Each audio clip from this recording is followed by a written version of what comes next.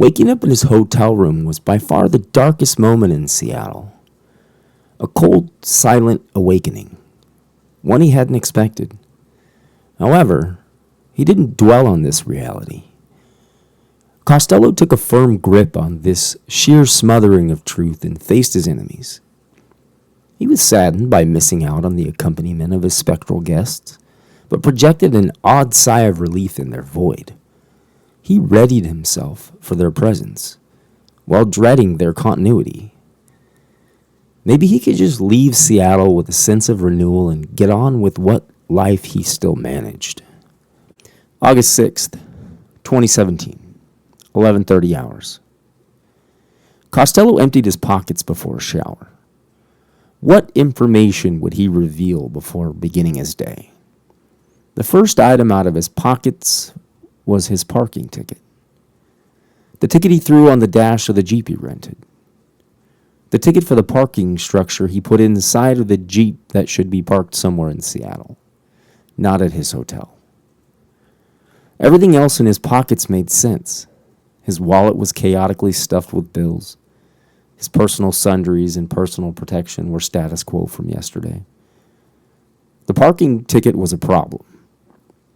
The Jeep keys weren't in his pocket, so who knows? Maybe he let someone else drive him to the hotel.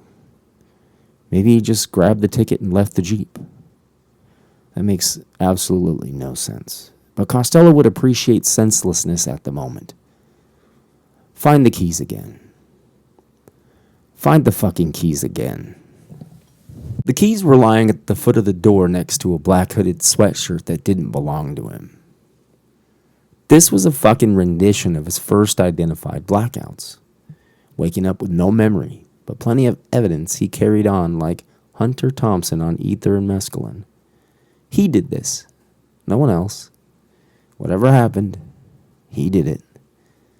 Unfortunately, this time he fell back to the early days before he'd become a savvy documentarian of his ferociously intoxicated mysteries. There was no video evidence of his activity, at least not on his phone. Costello knew he brought the Jeep home. He had no idea of how, when, or why, but he did. He threw on his shorts from yesterday to run the Jeep in the hotel parking lot. His shorts had blood on them. His shorts had blood that didn't belong to him on them. The strange hoodie had blood as well. Costello woke on many mornings with his blood on his person and clothing. He canvassed every inch of his person, and the blood didn't belong to him. None of these facts established anything other than concern. He had no reason to believe he did anything wrong. Costello ran out to the Jeep for its existence and inspection. Before he left the hotel, he gave the mirror a long, deep, dystopian stare.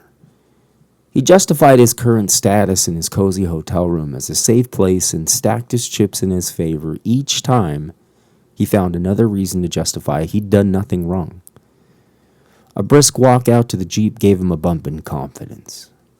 He got to the Jeep and found no reason to concern himself other than a beautifully glass-blown tumbler he didn't recognize. No damage, no evidence, no bad news. Now let's focus on the unexplainable blood and why the Jeep isn't still tucked away nicely in a parking structure. Costello's drive wouldn't allow him to sleep a single night without some reason to explain what he was gathering. He ran back to the hotel lobby, and from a hotel lobby phone rang Seattle Police Department. Just provide some sense of peace that there were no accidents from his hotel to the pinned location in his phone. Give him a reason to get dressed and jump on a plane without bothering another person in Washington.